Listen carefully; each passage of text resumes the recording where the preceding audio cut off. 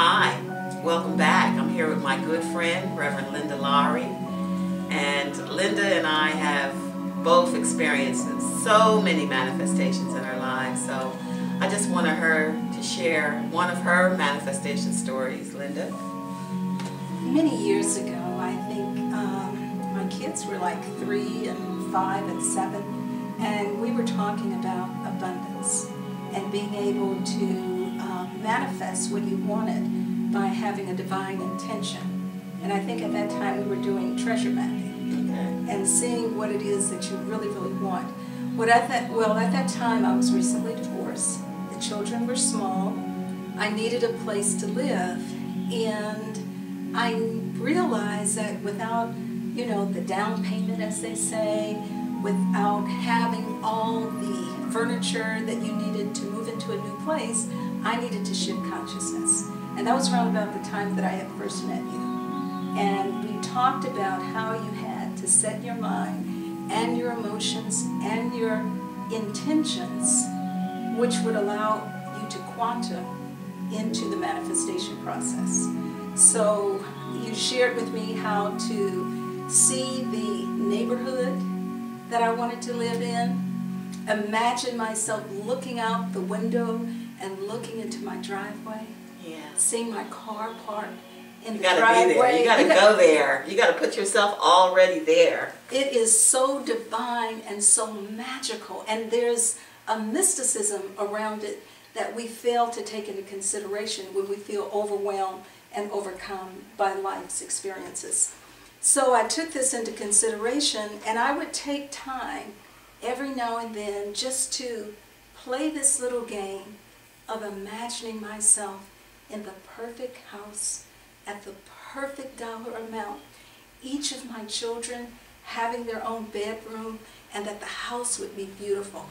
And it just so happened one day a friend of mine at work had said, "I know you're looking for a place, and one of my dear friends has a home that is vacant. Wow. And he will give it to you at whatever dollar amount you can afford." Wow. And it was in an exquisite and beautiful neighborhood.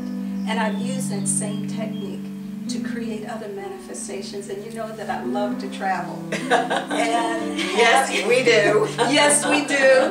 And we know that when we want to travel, we just see ourselves there. Yeah. It's not up to us to decide and to micromanage God. God handles the details. Yes, yes. That's so amazing. God handles the details. And it always happens in ways that you can't even imagine. So why even worry? Yes.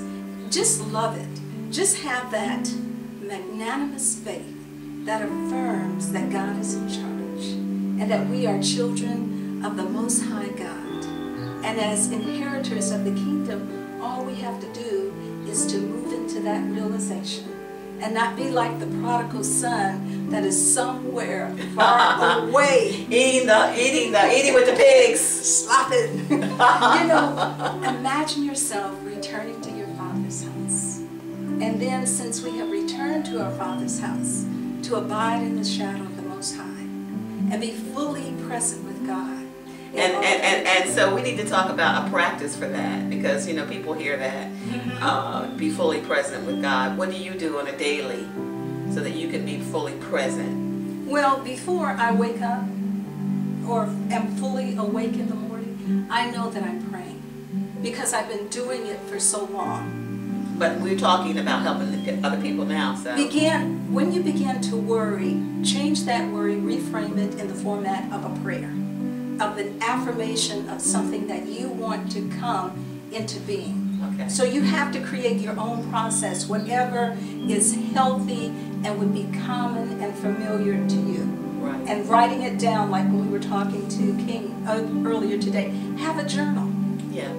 And reflect on that. You gotta get a practice. Yes. And you must get a process. And we're gonna talk more about it. So I hope you can hang out a little bit longer with me today. It's my pleasure, my sister. Because we're gonna talk more about the process.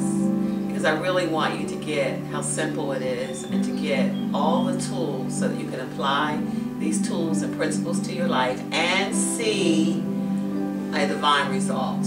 So hang in there with us. We'll be right back. You're entitled.